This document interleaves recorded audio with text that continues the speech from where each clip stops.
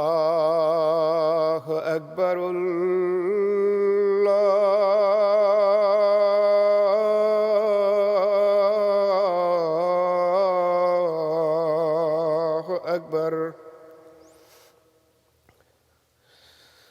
اللہ اکبر اللہ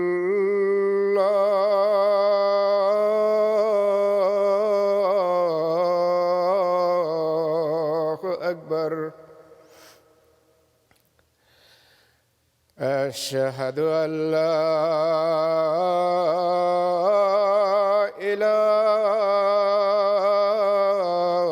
إله إلا الله أشهد أن لا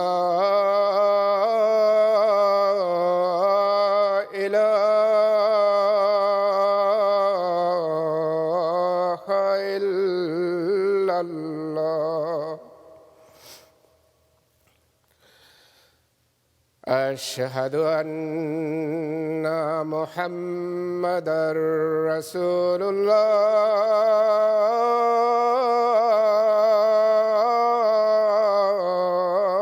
الله أشهد أن محمدًا رسول الله حي على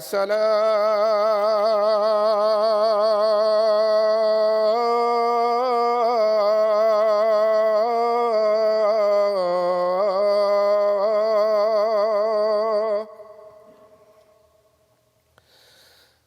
حي على الصلاة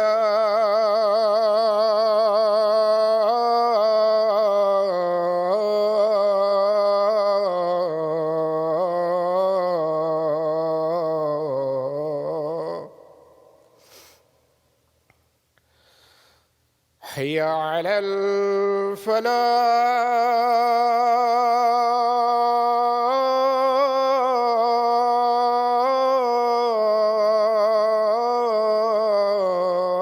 الفلاح حي على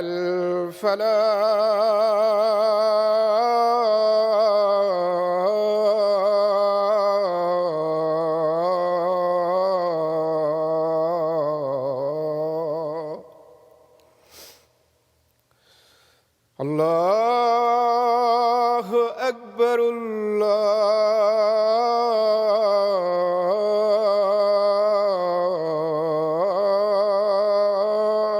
الله أكبر لا إله إلا الله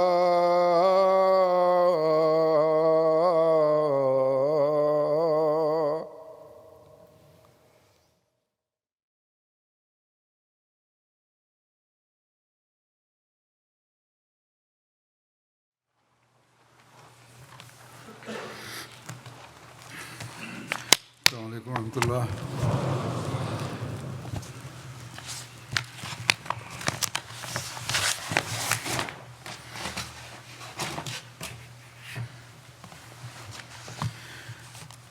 أشهد أن لا إله إلا الله وحده لا شريك له وأشهد أن محمدًا عبده ورسوله أما بعد فأعوذ بالله من الشيطان الرجيم بسم الله الرحمن الرحيم الحمد لله رب العالمين الرحمن الرحيم مالك يوم الدين إياك نعبد وإياك نستعين اهدنا الصراط المستقيم صراط الذين أنعمت عليهم غير المغضوب عليهم ولا الضالين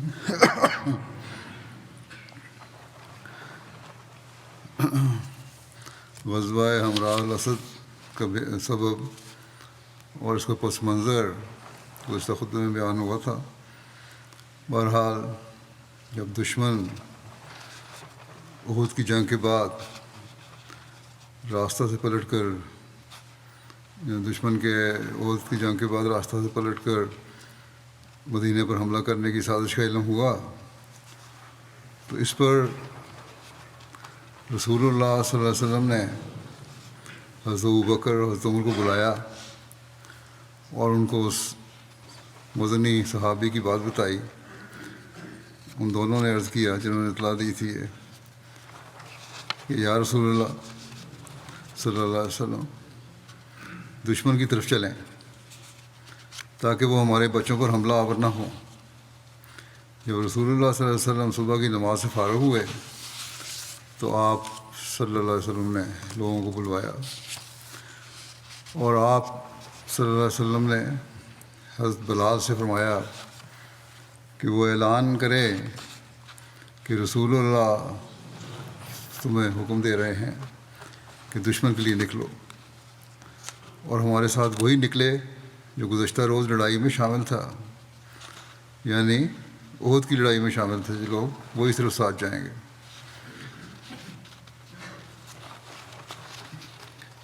اسلامی پرچم اور پھر مدینہ قائم مقامی کے بارے میں لکھا ہے کہ حضور صلی اللہ علیہ وسلم نے اپنا جھنڈا منگوایا جو کہ گزشتہ روز سے ہی بندھا ہوا تھا، اس کو ابھی تک کھولا نہیں گیا تھا. آپ صلی اللہ علیہ وسلم نے یہ جھنڈا حضرت علی کو دے دیا. اور ایک جگہ یہ بھی بیان ہوا ہے کہ حضرت ابوبکر کو دیا تھا. اس موقع پر حضرت ابن ام مکتوم کو حضرت صلی اللہ علیہ وسلم نے مدینے میں اپنا نائب مقرر کیا تھا.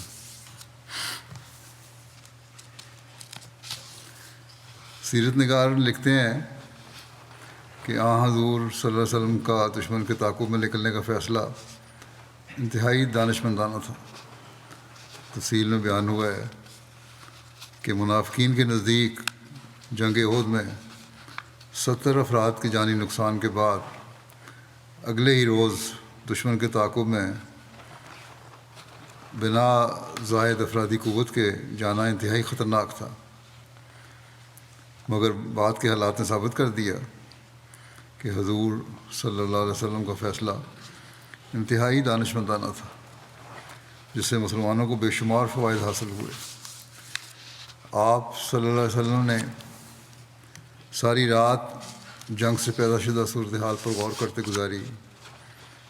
آپ کو اندیشہ تھا کہ اگر احد سے واپس مکہ جانے والے مشرکین نے سوچا کہ میدان جنگ میں اپنا پلہ بھاری ہوتے ہوئے بھی ہم نے کوئی فائدہ نہیں اٹھایا تو یقیناً انہیں ندامت محسوس ہوگی اور وہ راستے سے پلٹ کر مدینے پر دوبارہ حملہ کریں گے. اس لیے آپ صلی اللہ علیہ وسلم نے بہترین جنگی حکمت عملی اپناتے ہوئے دشمن کے تعاقب کا فیصلہ فرمایا. اس فیصلے نے مجاہدین کے حوصلوں کو مزید بلندیوں تک پہنچا دیا اور منافقین کے دل پر حضور علیہ الصلوۃ والسلام کی قوت ارادی اور قوت یقین کی ہیبت طاری کر دی. تیسری طرف جب دشمن کو خبر ملی کہ اسلامی لشکر ان کے تعاقب میں ہے تو ان کے حوصلوں کے ٹمٹماتے چراغ بجھنے لگے. یہ ایک سیرت کی کتاب کا ہے نوٹ. رئیس المنافقین عبداللہ بن ابی نے بھی ساتھ جانے کی اجازت مانگی، اور وہ حضرت صلی اللہ علیہ وسلم کے پاس آ کر اس غزوے میں شامل ہونے کی درخواست کرنے لگا۔ حالانکہ غزوہ احد میں نہ صرف یہ خود واپس گیا بلکہ اپنے ہمراہ 300 ساتھی بھی لے کر پلٹ گیا تھا۔ ایسی حرکت پر یقیناً وہ شرمندہ بھی ہوگا، اور شاید اس ندامت کا داغ مٹانے کے لیے یا خدا معلوم کسی اور سازش کے تحت، کیونکہ منافقین کا تو پتہ کچھ نہیں ہوتا، یہ نبی اکرم صلی اللہ علیہ وسلم کی خدمت میں حاضر ہوا اور آپ صلی اللہ علیہ وسلم کے ساتھ جانے کی اجازت طلب کی، تو آپ نے اسے ساتھ جانے سے منع فرما دیا۔ انہوں نے کہا نہیں۔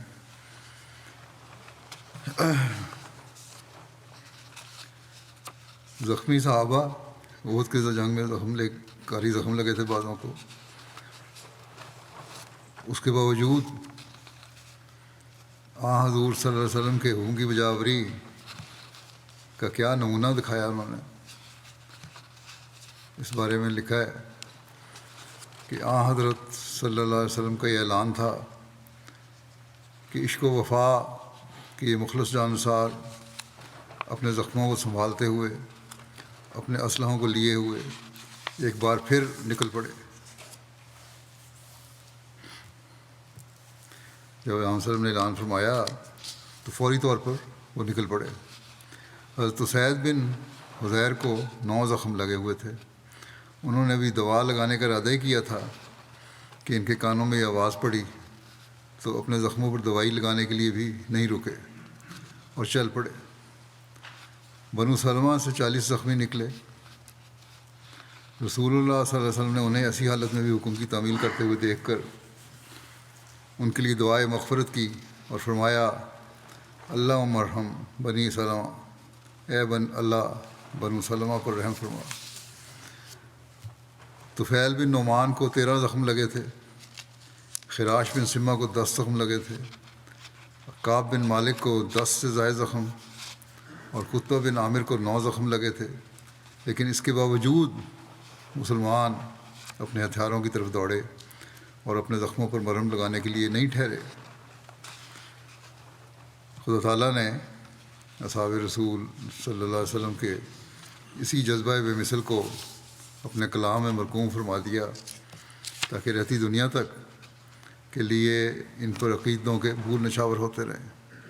خدا تعالیٰ فرماتا ہے کہ الذین استجابوا للہ والرسول من بعد ما اصابہم القرح للذین من بعد ما اصابہ الرسول من بعد ما اصابہم القرح للذین احسنوا منہم واتقوا اجر عظیم۔ وہ لوگ جنہوں نے اللہ اور اس کے اور رسول کو لبیک کہا بعد اس کے کہ انہیں زخم پہنچ چکے تھے، ان میں سے ان لوگوں کے لیے جنہوں نے احسان کیا اور تقوی اختیار کیا بہت بڑا اجر ہے۔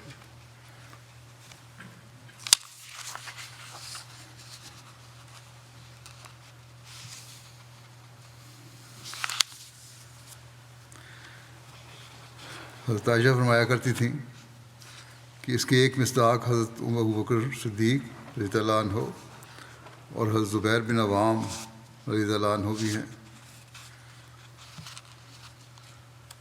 حضرت جابر بن عبداللہ کو ساتھ جانے کی اجازت کے بارے میں ملتا ہے ذکر کہ حضرت صلی اللہ علیہ وسلم کی طرف سے یہ اعلان کیا گیا تھا کہ اس مہم میں صرف وہی ساتھ جائیں گے جو جنگ احد میں شامل ہوئے تھے، اور اسی پر سختی سے عمل بھی ہوا۔ لیکن ایک خوش بخت مخلص صحابی ایسے تھے کہ جو جنگ احد میں شامل نہیں ہوئے، لیکن اب ان کو ساتھ جانے کی اجازت مرحمت ہوئی تھی، اور وہ حضرت جابر بن عبداللہ تھے۔ ابن اسحاق اور ابن عمر نے بیان کیا ہے کہ جابر بن عبداللہ رسول اللہ صلی اللہ علیہ وسلم کے پاس آئے اور عرض کیا، یا رسول اللہ صلی اللہ علیہ وسلم، آپ کے منادی نے یہ اعلان کیا ہے کہ ہمارے ساتھ وہی نکلے جو گزشتہ روز لڑائی یعنی جنگ احد میں موجود تھا، اور میں لڑائی میں حاضر ہونے کا خواہش مند تھا، لیکن میرے والد نے مجھے میری 7 بہنوں کے لیے پیچھے چھوڑ دیا، اور ایک قول کے مطابق ان کی بہنوں کی تعداد 9 تھی۔ بہرحال کہتے ہیں میرے والد نے کہا کہ اے میرے بیٹے، میرے اور تیرے لیے یہ مناسب نہیں ہے کہ ہم ان عورتوں کو بغیر کسی مرد کے چھوڑ دیں۔ مجھے ان کا ڈر ہے، یہ کمزور عورتیں ہیں، اور میں رسول اللہ صلی اللہ علیہ وسلم کے ساتھ جہاد میں تجھے خود پر ترجیح نہیں دے سکتا۔ یہ بھی ہے کہ عورتوں کو بھی اکیلا نہیں چھوڑ سکتے، اور جہاد میں خود جانا بھی چاہتا ہوں، اور میری خواہش یہی ہے کہ میں جاؤں اور تم نہ جاؤ، تو اپنی بہنوں کے پاس پیچھے رہ جاتا ہوں، اور میں رسول اللہ صلی اللہ علیہ وسلم کے ساتھ جہاد پر جاتا ہوں۔ کہتے ہیں کہ اس لیے میں اپنے باپ کے اس حکم کی تعمیل میں کل جہاد میں شامل نہیں ہو سکا، وگرنہ میرا بھی پورا ارادہ تھا۔ چنانچہ حضرت جابر کی عشق اور محبت میں ڈوبی ہوئی یہ بات سن کر حضرت صلی اللہ علیہ وسلم نے ان کو ساتھ جانے کی اجازت مرحمت فرمائی، اور اس پر حضرت جابر رضی اللہ عنہ فخریہ طور پر بیان کیا کرتے تھے کہ میرے علاوہ آپ کے ساتھ کوئی ایسا آدمی نہیں گیا جو گزشتہ روز کے جہاد میں شریک نہ ہوا ہو، اور آپ سے کئی لوگوں نے ساتھ جانے کی اجازت طلب کی تھی جو گزشتہ روز جہاد میں شریک نہیں ہوئے تھے، لیکن آپ نے صلی اللہ علیہ وسلم نے انکار کر دیا۔ آپ صلی اللہ علیہ وسلم اس حالت میں روانہ ہوئے کہ چہرہ مبارک مجروح تھا، پیشانی مبارک زخمی تھی، دندان مبارک ٹوٹا ہوا تھا، نیچے کا ہونٹ، بعض روایت مطابق دونوں ہونٹ اندر کی جانب سے زخمی تھے، دانا کندھا ابن قمیہ کی تلوار کی طرف سے زخمی تھا، اور دونوں گھٹنے بھی زخمی تھے۔ آپ صلی اللہ علیہ وسلم پہلے مسجد میں تشریف لے گئے، وہاں 2 رکعتیں ادا کیں، لوگ جمع ہو چکے تھے۔ پھر حضرت صلی اللہ علیہ وسلم نے اپنا گھوڑا سخت مسجد کے دروازے پر منگوایا۔ اس غزوے میں صرف آپ صلی اللہ علیہ وسلم کے پاس ہی گھوڑا تھا۔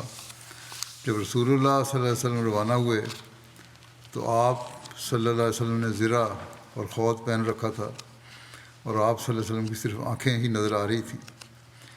اسی دوران حضرت صلی اللہ علیہ وسلم کو حضرت طلحہ بن عبید اللہ ملے۔ آپ صلی اللہ علیہ وسلم نے ان سے فرمایا، طلحہ تمہارے ہتھیار کہاں ہیں؟ حضرت طلحہ نے عرض کیا، یہ قریب ہی ہیں۔ یہ کہہ کر وہ جلدی سے گئے اور اپنے ہتھیار اٹھا لائے، حالانکہ اس وقت طلحہ کے صرف سینے پر ہی احد کی جنگ کے 9 زخم تھے، ان کے جسم پر کل ملا کر 70 سے اوپر زخم تھے۔ حضرت طلحہ بیان کرتے ہیں کہ میں اپنے زخموں کی نسبت حضرت صلی اللہ علیہ وسلم کے زخموں کے متعلق زیادہ فکر مند تھا۔ حضرت صلی اللہ علیہ وسلم میرے پاس تشریف لائے اور پوچھنے لگے کہ تم دشمن کو کہاں دیکھتے ہو، یعنی تمہارا کیا اندازہ ہے کہ ابو سفیان اور اس کا لشکر کس جگہ پر ہوگا؟ میں نے عرض کیا کہ نشیبی علاقے میں۔ آپ نے فرمایا، یہی میرا خیال بھی ہے۔ پھر آپ صلی اللہ علیہ وسلم نے فرمایا، جہاں تک ان کا یعنی قریش کا تعلق ہے، ان کو ہمارے ساتھ آئندہ کبھی اس طرح کا معاملہ کرنے کا موقع نہیں مل سکتا یہاں تک کہ اللہ تعالیٰ مکے کو ہمارے ہاتھوں سے فتح کر دے گا۔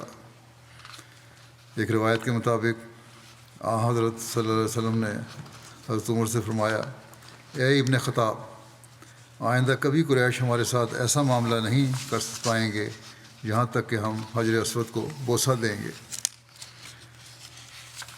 ثابت بن ثعلبہ خزرجی ہمراہ الاسد تک آپ صلی اللہ علیہ وسلم کو راستہ کی رہنمائی کرنے والے تھے۔ ایک روایت کے مطابق ثابت بن ضحاک رہنمائی کرنے والے تھے۔ 2 روایتیں ہیں یہ۔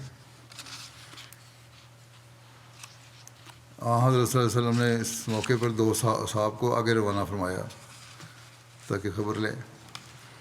رسول کریم صلی اللہ علیہ وسلم نے یہ تفصیل اس طرح ہے کہ رسول کریم صلی اللہ علیہ وسلم نے قبیلہ اسلم کی ایک شاخ بنو سہم میں سے سفیان کے 2 بیٹوں سلیت اور نعمان کو لوگوں کی اطلاع لینے کے لیے آگے بھیجا، اور تیسرا شخص قبیلہ اسلم کی ایک شاخ بنو عویر میں سے ان کے ساتھ بھیجا، اس کا نام نہیں بیان ہوا۔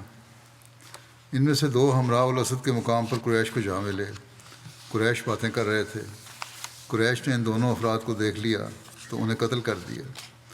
جب رسول اللہ صلی اللہ علیہ وسلم اپنے اصحاب کے ساتھ روانہ ہوئے اور ہمراہ الاسد میں پہنچ کر لشکر کا پڑاؤ کیا تو ان دونوں اصحاب کو ایک قبر میں دفن کیا، لاشیں وہیں پڑی ہوئی تھیں، وہ دونوں ساتھی تھے۔ اس غزوے میں دو انصاری بھائیوں کا اطاعت کا نمونہ بھی نظر آتا ہے، اور کس طرح انہوں نے زخمی حالت میں پیدل سفر کیا۔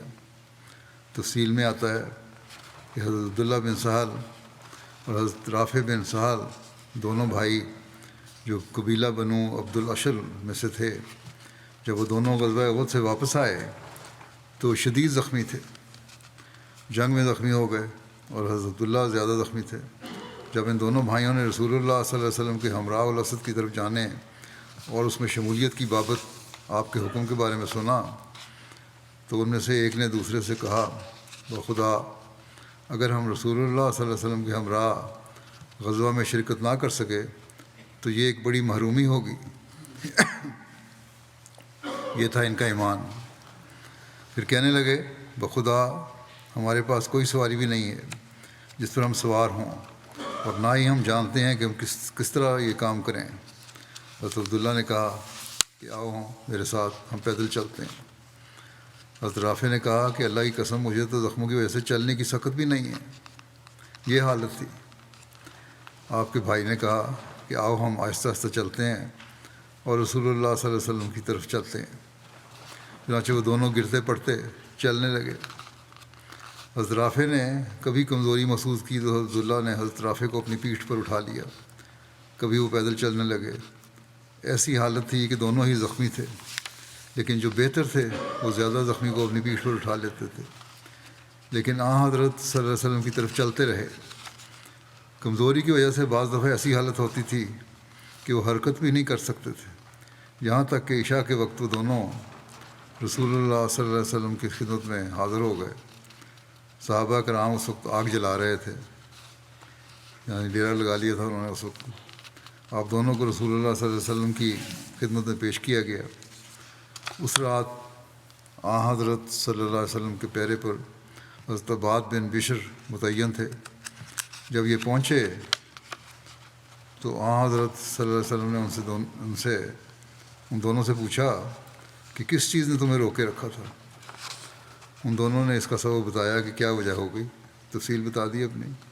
اس پر آپ صلی اللہ علیہ وسلم نے ان دونوں کو دعائے خیر دیتے ہوئے فرمایا کہ اگر تم دونوں کو لمبی عمر نصیب ہوئی تو تم دیکھو گے کہ تم لوگوں کو گھوڑے اور خچر اور اونٹ بطور سواریوں کے نصیب ہوں گے۔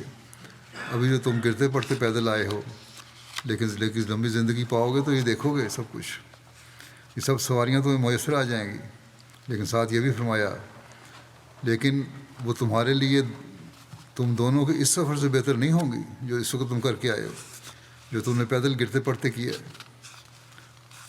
یعنی تمہارے سفر کا ثواب تو اتنا ہے کہ جو اس زمانے کی جو بہترین نعمتیں ہیں ان سے بھی زیادہ ہے۔ ان کو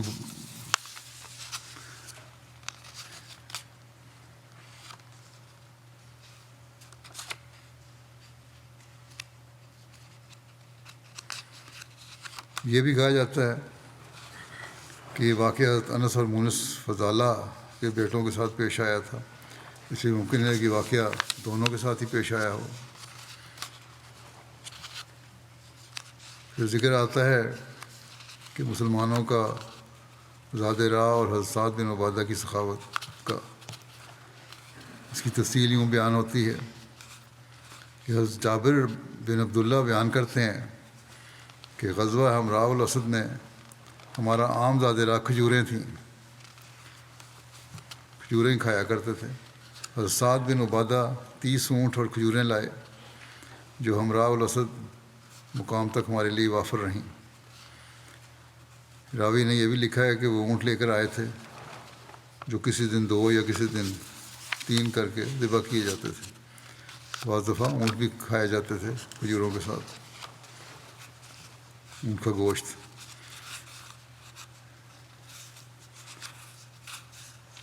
کیا حکمت تھی، کیا اسٹریٹجی تھی آپ کی جنگ کی، اور کس طرح دشمن کو مروب کرنا چاہتے تھے آپ، اس بارے میں تفصیل میں لکھا ہے کہ دشمن کے دل میں رعب ڈالنے اور اسے خوفزدہ کرنے کا ایک طریقہ یہ تھا کہ رات کے وقت کثرت سے آگ کے الاؤ روشن کیے جاتے تاکہ اس سے لشکر کی کثرت ظاہر ہو اور دشمن خائف ہو۔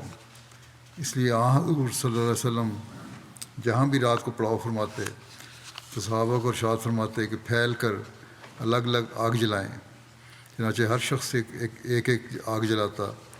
500 جگہوں پر آگ جلائی گئی، یہاں تک کہ وہ دور سے نظر آتی تھی۔ مسلمانوں کے لشکر اور اس آگ کا ذکر دور تک پھیل گیا۔ اس کی وجہ سے اللہ نے دشمن کو مرعوب کیا۔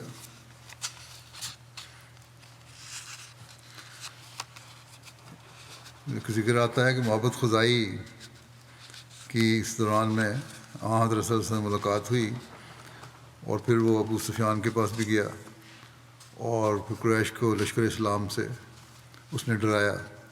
اس کی تفصیل یوں بیان ہوئی ہے کہ معبد بن ابو معبد خزائی حضرت صلی اللہ علیہ وسلم سے ملا۔ یہ ابھی تک مشرک تھا۔ بعض سیرت نگاروں نے اس موقع پر اس کے اسلام قبول کرنے کا بھی ذکر کیا ہے، لیکن اکثر نے یہ کہا ہے کہ اس وقت اسلام قبول نہیں کیا تھا، البتہ بعد میں یہ اسلام لے آئے تھے۔ بنو خزاع کے اہل ایمان اور مشرک آپ صلی اللہ علیہ وسلم کے ساتھ اخلاص کا اظہار کرتے تھے، لیکن اس کے جو دوسرے قبیلے کے لوگ تھے ان میں سے بہت سے ایمان لائے ہوئے تھے، اخلاص کا اظہار بھی تھا ان میں۔ ان لوگوں کو آپ صلی اللہ علیہ وسلم کے ساتھ وعدہ تھا کہ وہ آپ صلی اللہ علیہ وسلم سے کچھ نہیں چھپائیں گے۔ محبت نے کہا، اے محمد صلی اللہ علیہ وسلم، آپ کو اور آپ کے صحابہ کرام کو جو تکالیف پہنچی ہیں یہ ہم پر گراں گزرا ہے۔ ہماری تو یہی خواہش ہے کہ اللہ تعالیٰ آپ کا مرتبہ بلند کرے اور آپ کو ہر تکلیف سے محفوظ رکھے۔ اس اظہار ہمدردی پر رسول اللہ صلی اللہ علیہ وسلم نے محبت سے فرمایا کہ ابو سفیان کی حوصلہ شکنی کرو، تم جا رہے ہو آگے سفر میں، اس کو ملو تو اس کو ذرا ڈراؤ۔ کس طرح؟ یہ اپنی حکمت عملی خود بنانی تھی انہوں نے۔ پھر محبت وہاں سے مکے کی طرف روانہ ہو گیا، اور حضور صلی اللہ علیہ وسلم ہمراہ الاسد میں ہی تشریف فرما تھے۔ وہ روحہ کے مقام پر ابو سفیان اور اس کے ساتھیوں سے ملا۔ روحہ مدینہ سے تقریباً 40 میل کی مسافت پر ایک مقام ہے۔ اس وقت لشکر قریش نے رسول اللہ صلی اللہ علیہ وسلم کی طرف واپس کرنے پر اتفاق کر لیا تھا، اور انہوں نے کہا ہم نے ان کے بہترین اور سردار و قائد لوگوں کو قتل کیا ہے۔ حالانکہ ایسی بھی بات نہیں تھی، حضرت حمزہ سمیت چند ایک نام ہو سکتے ہیں، ورنہ نبی کریم صلی اللہ علیہ وسلم سمیت حضرت ابو بکر رضی اللہ عنہ، حضرت عمر رضی اللہ عنہ، حضرت عثمان رضی اللہ عنہ، حضرت علی رضی اللہ عنہ کے ساتھ درجنوں نامور سردار اور قائد خدا کے فضل سے جنگ احد میں محفوظ اور معمون رہے تھے۔ پھر کہنے لگے کہ پھر ہم ان کی بیعت کرنے سے پہلے واپس چل پڑے، اب ہم ان کے باقی لوگوں کو پلٹ کر ہلاک کریں گے، ہم باقی لوگوں پر پلٹ کر انہیں ہلاک کریں گے اور ان سے فارغ ہو جائیں گے۔ جب ابو سفیان نے معبد کو دیکھا تو کہا یہ معبد ہے، اس کے پاس کوئی خبر ہوگی۔ اس نے کہا معبد پیچھے کے حالات کیسے ہیں؟ اس نے کہا ڈرانے کے لیے ابو سفیان کو اس نے کہا کہ میں نے محمد صلی اللہ علیہ وسلم اور آپ کے ساتھیوں کو اس حالت میں چھوڑا ہے کہ وہ اتنا لشکر جرار لے کر تمہارے تعاقب میں نکل آئے ہیں کہ میں نے آج تک اتنا بڑا لشکر نہیں دیکھا۔ اوس اور خزرج کے جو لوگ کل پیچھے رہ گئے تھے وہ بھی ان کے ساتھ آ ملے ہیں۔ اپنے پاس سے اس نے کہانی بھی کچھ بنا دی، اور انہوں نے عہد کیا ہے کہ وہ واپس نہیں جائیں گے یہاں تک کہ تمہیں پا لیں اور تم سے بدلہ لے لیں۔ وہ اپنی قوم کی وجہ سے سخت غصے میں ہیں، اپنے اس فعل پر سخت نادم ہیں کہ پہلے یہ شامل نہیں ہوئے۔ ان میں تمہارے خلاف ایسا غصہ ہے کہ میں نے اتنا شدید غصہ کبھی نہیں دیکھا۔ ابو سفیان نے کہا تیرے لیے ہلاکت ہو، تو کیا کہہ رہا ہے؟ اس نے کہا لگتا ہے کہ تو یہاں سے نہیں چلے گا یہاں تک کہ تو گھوڑوں کی پیشانیاں نہ دیکھ لے۔ ابو سفیان نے، یہ بھی ان کا محاورہ ہے کہ واپسی ہلاکت نہ ہو جائے، بخدا ہم نے تو ان پر غلبہ پا کر ان کو جڑوں سے کھیڑ دینے پر اتفاق کر لیا. ابو سفیان کہنے لگا. معبد نے کہا کہ میں پھر تجھے اس فعل سے روکتا ہوں جو ہیبتناک منظر میں نے دیکھا ہے. اس نے مجھے اشعار کہنے پر مجبور کر دیا ہے. ابو سفیان نے کہا وہ کون سے اشعار ہیں؟ معبد نے یہ اشعار کہے. قادت و حدہ من الاصوات راحلتی از سعالت ارزو بالجرد الابابیل تردی باسدن کرام لا تنابل عند اللقاء ولا میل معاذی فضلت ادمن اظن الارض معالت لم سمع برئیس غیر مقتول فقلت ویل حرب من لقائکم اذ تقتمت البطحاء بالجیل انی نذیر لأہل بسل ظاہیہ لکل ذی اربت منہ ومعقول من جیش احمد لا وخشن تنابلا ولیس یوسف ما انذرت بالقیل.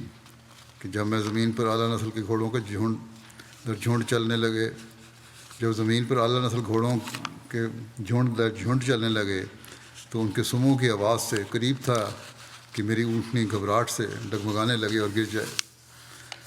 وہاں صرف ایک گھوڑا تھا لیکن اس نے بھی ایسا مبالغے سے نقشہ کھینچا اپنے شعروں میں کہ جس نے ڈرا دیا ان لوگوں کو.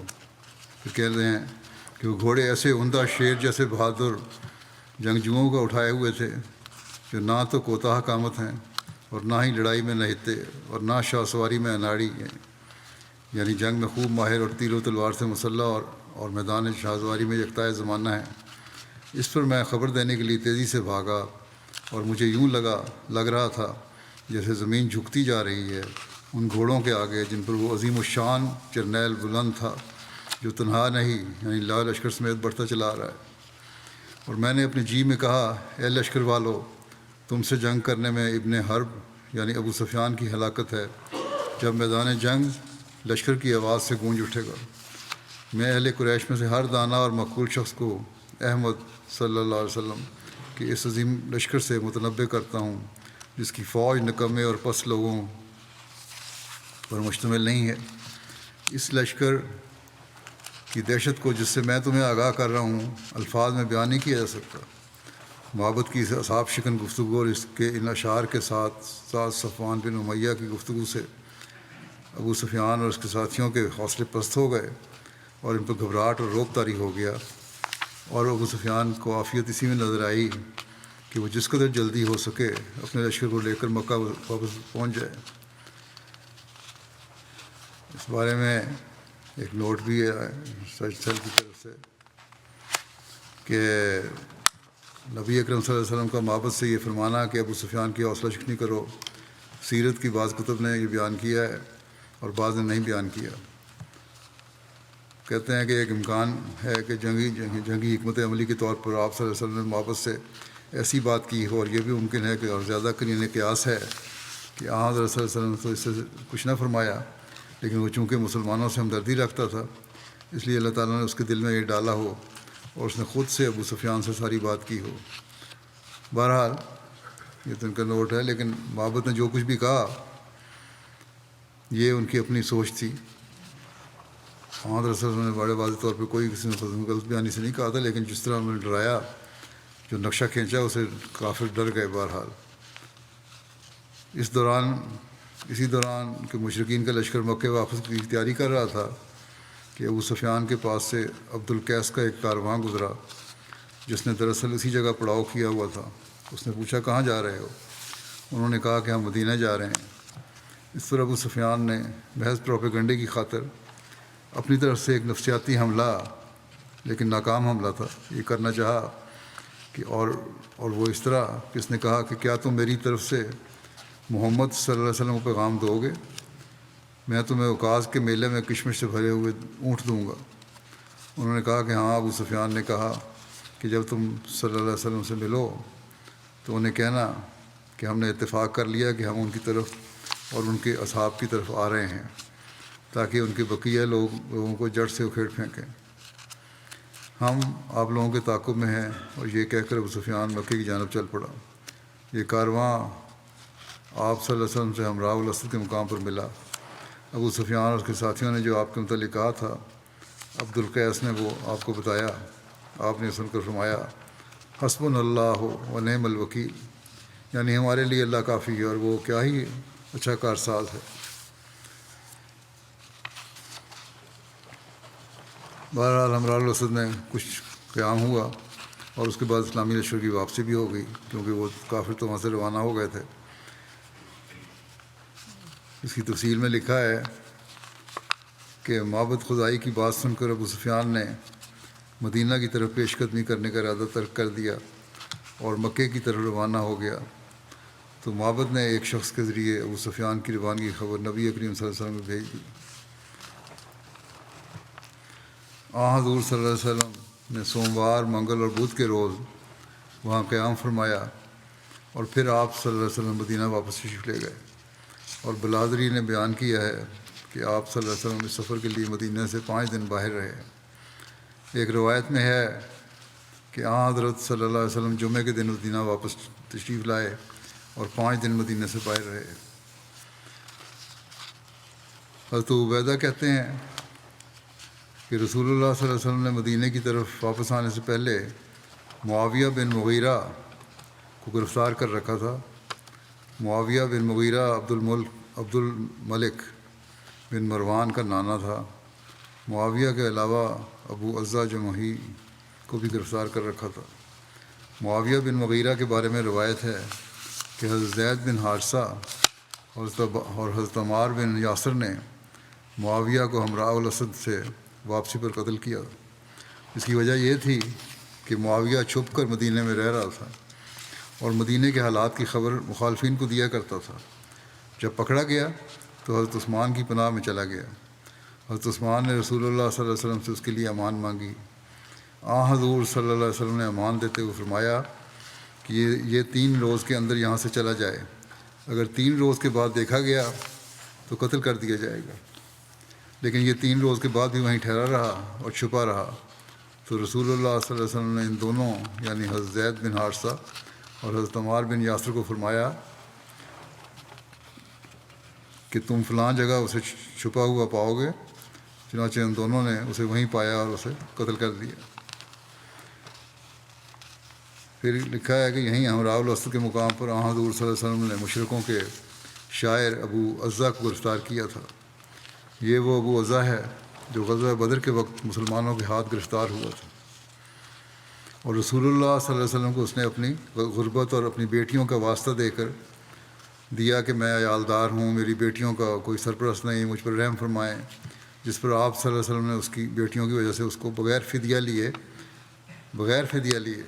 احسان کے طور پر چھوڑ دیا تھا، اور اس سے یہ عہد لیا تھا کہ آئندہ وہ نہ تو آپ صلی اللہ علیہ وسلم کے خلاف جنگ کو آئے گا، نہ آپ صلی اللہ علیہ وسلم کے خلاف لشکر اکٹھا کرے گا، اور نہ آپ صلی اللہ علیہ وسلم کے خلاف کسی کو اکسائے گا، مگر اس نے اپنا عہد توڑ دیا اور جنگ احد میں قریش کے ساتھ واپس آیا۔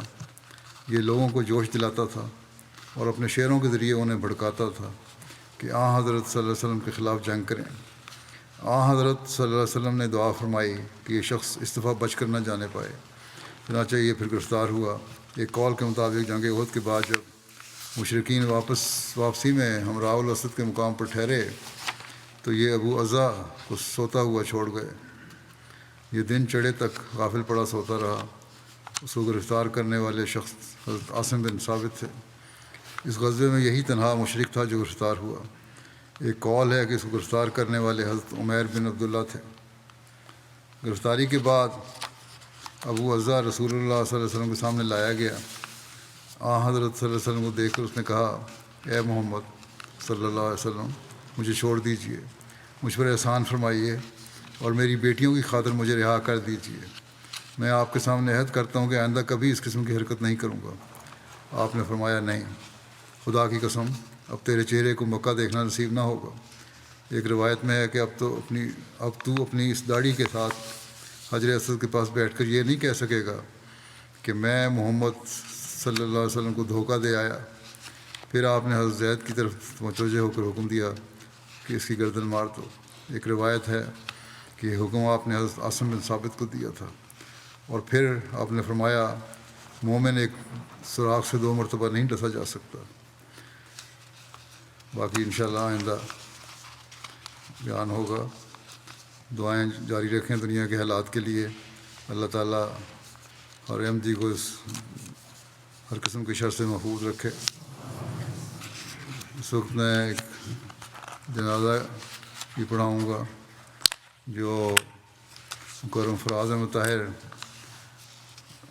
جو آسٹریلیا میں گزشتہ جنم شہید ہوئے ان کا ہے۔ اس کے واقعے کے بارے میں لکھا ہے کہ آسٹریلیا کے شہر سڈنی کے ایک مشہور علاقہ بنڈائی کے ایک شاپنگ سینٹر میں ایک آسٹریلین شخص نے انہیں چاقو کے وار کر کے شہید کر دیا۔ انا للہ و انا الیہ راجعون۔ مرحوم شاپنگ سینٹر میں بطور سیکورٹی گارڈ کام کر رہے تھے۔ مرحوم کی عمر 30 برس کی تھی اور غیر شادی شدہ تھے۔ اس حملے میں 12 افراد زخمی ہوئے اور 6 افراد کی وفات ہوئی۔ وفات پانے والے 6 افراد میں سے 5 خواتین تھیں۔ فراز احمد طاہر صاحب مرحوم کا تعلق روا سے تھا۔ 2018 میں پاکستان سے سری لنکا چلے گئے، 4 سال وہاں رہے، پھر گزشتہ سال UNHCR کی وساطت سے آسٹریلیا آئے۔ گزشتہ ماہ مرحوم نے اپنا سیکورٹی لائسنس بنوایا تھا اور جس دن مرحوم کی وفات ہوئی اس روز شاپنگ سینٹر میں مرحوم کی دن کے وقت پہلی جاب لکھا ہوا ہے، رات کو ڈیوٹی دیتے تھے لیکن دن کے وقت یہ پہلی ڈیوٹی تھی۔ تفصیلات کے مطابق جب مکرم فراز احمد طاہر مرحوم نے لوگوں کو سراسیمگی کی حالت میں ادھر ادھر بھاگتے دیکھا تو حملہ آور کو روکنے کے لیے آگے بڑھے، جس پر حملہ آور نے مرحوم پر وار کیا جس سے وہ جانور نہ ہو سکے۔ اس حملہ میں وفات پانے والے اب پہلے فرد تھے۔ مرحوم کے خاندان میں احمدیت ان کے پردادا مکرم میاں احمد صاحب کی وساطت سے آئی جو ضلع شاہپور کے رہنے والے تھے۔ مرحوم کے دادا مکرم صوفی احمد یار صاحب کو ایک لمبے عرصے سے جماعتی خدمت کی توفیق مل رہی ہے۔ ان کے والد بشیر احمد صاحب 2005 میں ہیں جبکہ والدہ رضیہ بیگم 2014 میں وفات پا گئی تھیں۔ مرحوم کے پسماندگان میں 3 بھائی 2 بہنیں اور دادا صوفی احمد یار صاحب شامل ہیں۔ اس کی تفصیلات میں ان کے بارے میں مزید یہ بھی آیا ہے کہ آسٹریلیا کے وزیر اعظم اور نیو ساؤتھ ویلز کے پریمیئر نے فراز احمد طاہر صاحب مرحوم کی بہادری اور قربانی کو خراج تحسین پیش کیا۔ اسی طرح آسٹریلیا میں مقیم پاکستان کے ہائی کمشنر صاحب نے بھی فراز احمد طاہر مرحوم کی بہادری کو خراج تحسین پیش کرتے ہوئے افسوس کا اظہار کیا اور ہر طرح کے تعاون کا یقین دلایا۔ مرحوم اور اس واقعہ کے بارے میں میڈیا میں 120 سے زائد نیوز شائع ہوئی اور مزید ہو رہی ہیں۔ آج ان کا وہاں جنازہ تھا، اس پہ بھی وہاں کے پریمیئر پرائم منسٹر وغیرہ آئے ہوئے تھے، انہوں نے دوبارہ ان کو خراج تحسین پیش کیا۔ سوشل میڈیا میں فراز طاہر صاحب مرحوم کی بہادری اور قربانی کو نہایت خوبصورت الفاظ میں بیان کیا جا رہا ہے اور اکثر لوگ انہیں نیشنل ہیرو کہہ کر پکار رہے ہیں۔ ان کی یہ قربانی ظاہر کرتی ہے کہ وہ پاکستان سے موت کے ڈر سے نہیں آئے تھے بلکہ جو مذہبی پابندیاں احمدیوں پر لگائی جاتی ہیں ان سے تنگ آ کر ملک چھوڑا تھا، جہاں انہیں اللہ اور اس کے رسول کا نام لینے سے روکا جاتا ہے۔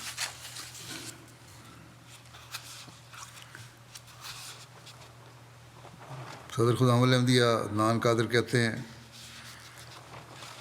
کہ 21 اپریل روز اتوار کو آسٹریلین گورنمنٹ کی طرف سے شاپنگ مال کے قریب ایک پروگرام منعقد کیا گیا۔ اس کا مقصد ان تمام افراد کو خراج عقیدت پیش کرنا تھا جو اس واقعے میں وفات پا گئے ہیں۔ اس پروگرام میں وزیر اعظم Australia, premier New South Wales, opposition leader, member of parliaments, local اور دوسری کونسل کے ممبرس بھی، میئرز، پولیس اور آرمی اور نیوی کے اعلیٰ افسران، کثیر تعداد میں میڈیا اور زندگی کے دوسرے شعبہ جات سے تعلق رکھنے والے اعلیٰ افسران نے شرکت کی۔ اس موقع پر جماعت کے ممبران کو بھی اس پروگرام میں مدعو کیا گیا تھا۔ ان کے بڑے بھائی مدثر بشیر کہتے ہیں مرحوم بچپن سے ہی بہت محنتی، ہنس مکھ اور نڈر طفل تھا۔ مرحوم کی عمر 11 سال تھی جب ہمارے والد صاحب کا انتقال ہو گیا، تو کہتے ہیں کہ ہمارے بڑے بھائی مظفر احمد صاحب نے ہمیں ایک باپ کی طرح پالا۔ مرحوم اپنی تعلیم کے ساتھ ساتھ بھائی کے کاروبار میں مدد دیتا تھا۔ مرحوم بہت محنتی اور اپنی بہن بھائیوں سے بہت پیار کرنے والا تھا، نرم مزاج، طبیعت میں مزاح تھا، کبھی بہن بھائیوں کی تو کسی بات پر ناراض نہیں ہوا۔ مرحوم جماعتی کاموں میں بھی بڑھ چڑھ کر حصہ لیتا تھا۔ جتنا عرصہ پاکستان میں رہا اور پھر سری لنکا اور بعض آسٹریلیا، جہاں بھی رہا جماعتی کاموں میں ڈیوٹیوں میں سرگرم رہا۔ خلافت کے ساتھ بہت اخلاص اور وفاق پیار کا تعلق تھا۔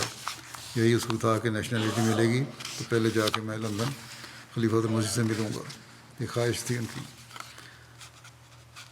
ان کے چھوٹے بھائی شیراز احمد کہتے ہیں کہ قرآن کریم کی نہایت خوش الحانی سے تلاوت کیا کرتا تھا اور نمازوں کی بڑی پابندی تھی۔ مربی کامران مبشر صاحب کہتے ہیں کہ میں نے مرحوم میں ایک خوبی دیکھی کہ جماعتی بزرگوں اور مربیان کی بہت عزت کرتے تھے اور ان کی طرف سے کوئی بھی ہدایت دی جاتی تو انکار نہیں کرتے تھے۔ اگر ان کو ان کی کسی غلطی کی وجہ سے کی وغیرہ کی طرف توجہ دلائی جاتی تو اس کا ہرگز برا نہیں مناتے تھے، بلکہ عاجزی سے خاموشی اختیار کرتے ہوئے اپنی غلطی کا اعتراف کرتے اور اپنی اصلاح کرتے تھے۔ ان کے ایک دوست احمد ابراہیم کہتے ہیں کہ مرحوم دین اور خلافت کے ساتھ بے مثال محبت کرنے والے وجود تھے، جماعت کے عہدیداروں کی عزت کرنے والے، نمازوں کے پابند تھے۔ میرا ان کے ساتھ ایک بھائی اور دوست کا رشتہ بن گیا تھا۔ کبھی کسی بات پر ڈانٹ بھی دیتا میں تو آنکھیں جھکا کر سن لیتے اور کہتے کہ آئندہ شکایت کا موقع نہیں دوں گا۔ بہت بہت محبت کرنے والا انسان تھا۔ برسبن کے صدر جماعت کہتے ہیں کہ گزشتہ ماہ مارچ میں ہفتے کے لیے برسبن آئے اور آنے کی وجہ اپنے دوستوں اور عزیزوں سے ملاقات بتائی اور ساتھ یہ کہا کہ اگر دل میں کوئی ناراضگی ہے یا شکوہ ہے کسی میں کے دل میں تو میں معافی مانگ کر صلح کرنے آیا ہوں۔ بار بار سب سے معافی مانگتے رہے، ایسا لگتا تھا کہ غالباً سب کو خدا حافظ کہنے آئے ہیں۔ ان کے ایک دوست ہیں شجر احمد، کہتے ہیں ایک محنتی، نڈر اور فرض شناس انسان تھے۔ مرحوم کے ساتھ زخمی ہونے والے دوسرے سیکیورٹی گارڈ نے بتایا کہ جیسے ہی حملہ اور شاپنگ سینٹر میں داخل ہوا اور اسے دیکھ کر لوگ بھاگنے لگے تو مرحوم نے بہادری کا مظاہرہ کرتے ہوئے اس کو روکنے کی کوشش کی اور اس کے سامنے جا کھڑے ہوئے اور دوسروں کو حفاظت کرتے ہوئے اپنی جان کا نذرانہ پیش کر دیا۔ سوشل میڈیا پر بھی لوگ فراز طاہر صاحب کو خراج تحسین پیش کر رہے ہیں۔ ایک صاحب ہیں کرس مرفی، اپنے کمنٹ میں لکھا کہ حملہ ہونے سے قبل میں نے ایک خوش لباس سیکیورٹی گارڈ فراز طاہر کو دیکھا جو شاپنگ سینٹر میں اپنی ڈیوٹی پر تھا۔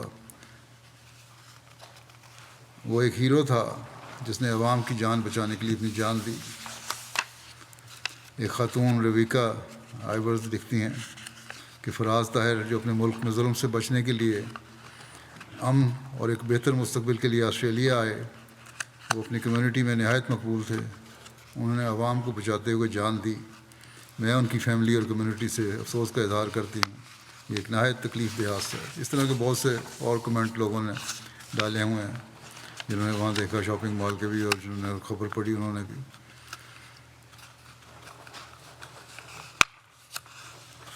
محترم جامعہ احمدیہ روا ہیں عزیز حصور احمد، کہتے ہیں کہ فراز طاہر میرے تائیداد بھائی تھا، اچھی شخصیت کا مالک تھا، 5 وقتہ نمازوں کا اہتمام کرنے والا، دوسروں کو اس کی تلقین کرنے والا، جب بھی ملتا ہنس کر ملتا، اپنا چھوٹا بھائی سمجھتا تھا مجھے، سمجھانی ہوتی کوئی بات تو بڑے پیار سے سمجھاتا تھا، ہمیشہ دعا کے لیے کہتا ہے کہ میں آپ لوگوں کے لیے دعا کروں گا، آپ میرے لیے دعا کریں۔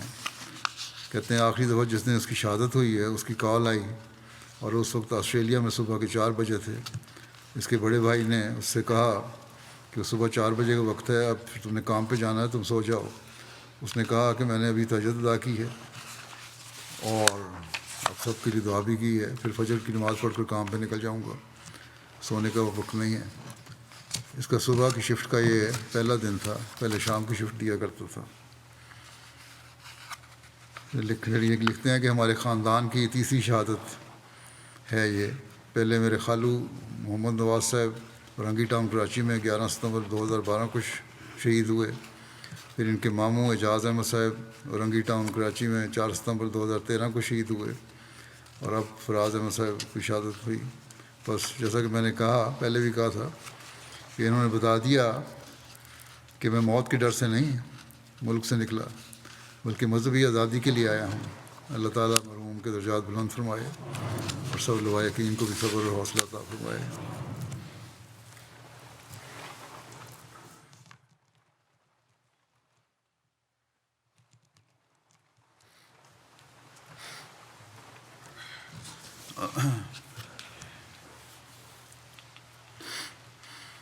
الحمد لله نحمده ونستعينه ونستغفره ونؤمن به ونتوكل عليه ونعوذ بالله من شرور أنفسنا ومن سيئات أعمالنا. من يهده الله فلا مضل له ومن يضلل فلا هادي له. ونشهد أن لا إله إلا الله ونشهد أن محمدا عبده ورسوله. عباد الله رحمكم الله إن الله يأمر بالعدل والإحسان وإيتاء ذي القربى وينهى عن الفحشاء والمنكر والبغي يعظكم لعلكم تذكرون. اذكروا الله يذكركم وادعوه يستجب لكم ولذكر الله أكبر.